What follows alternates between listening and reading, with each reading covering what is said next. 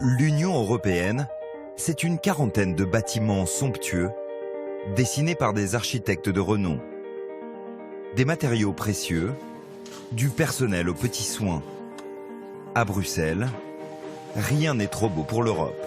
Tirez et on va la faire voler. Ça ne peut pas toucher, hein? On pousse. On pousse, voilà. Salaire, indemnité, élus et fonctionnaires bénéficient d'avantages confortables. Aujourd'hui, on finit grosso modo autour de 9 000 € net. La France compte 74 députés européens. Le sont-ils tous, par conviction? La présence au Parlement européen sert de lot de consolation pour un certain nombre d'hommes ou de femmes politiques français qui ne rêvent que revenir dans la politique nationale. C'est ce qui s'est passé chez les Républicains en 2014.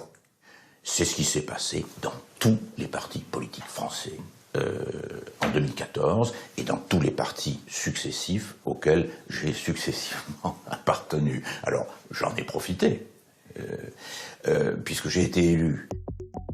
Parmi les 74 députés français, beaucoup d'ex-stars de la politique qui se retrouvent aujourd'hui dans l'ombre. À droite, Michel Alliot-Marie, Nadine Morano ou Rachida Dati. À gauche, Vincent Peillon ou José Bové. À l'extrême droite, Bruno Gollnisch ou Jean-Marie Le Pen. La plupart ont été élus en 2014, après avoir été battus aux législatives de 2012. Un député, il a deux enveloppes. Il a sa rémunération personnelle. Qu'est-ce que ça gagne? Ça gagne 6 400 et quelques, ça bouge. Au début, c'était 6 200 net, donc net. Ça, c'est ce qu'on touche tous les mois en tant que député. Et on a une enveloppe de frais généraux. Et 4 000 € par mois. C'est pas le même titre. Mais ici, les députés peuvent presque doubler leur salaire. Pour avoir droit à ce gros bonus, il faut satisfaire un rituel quotidien. À partir de là. Et qu'est-ce qui se passe à partir de là?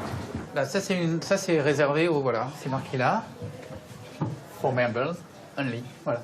Ça c'est réservé aux députés. C'est là où on signe le registre de présence. Seul le député peut le faire, c'est-à-dire qu'on n'a pas le droit d'envoyer un assistant ou autre. Ça conditionne quoi cette signature? Eh ben la présence, donc les indemnités de présence journalières. Qui sont de 302 € tout compris, donc ça inclut dîner, déjeuner, nuit, etc. Comme on peut le voir sur ce document, pour une semaine de travail, cette indemnité rapporte plus de 1 500 € à un député.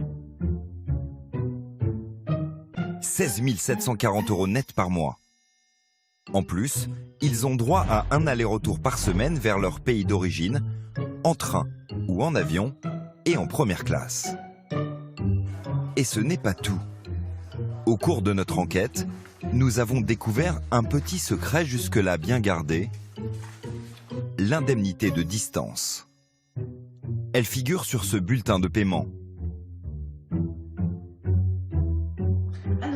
Nous rencontrons Elisabeth Morin-Chartier. Cette députée dirige les finances du Parlement. Je voudrais juste vous montrer ça et dites de quelle indemnité parle-t-on ici en fait? Le 25 septembre 2017, un député s'est rendu à Bruxelles, depuis la ville où il réside, à 1 heure d'avion. Nous ne le nommerons pas par souci de confidentialité. Pour ce voyage, il a perçu une indemnité de distance de 330 € qui vient s'ajouter au remboursement de ses frais de transport, comme son billet d'avion par exemple.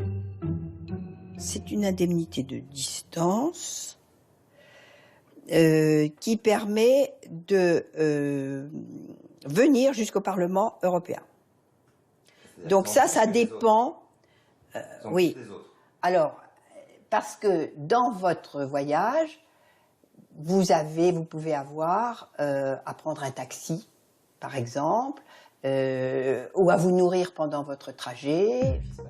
Qu'il ait dépensé de l'argent ou pas durant son trajet, le député perçoit ses 330 € d'indemnité sans avoir à produire le moindre justificatif.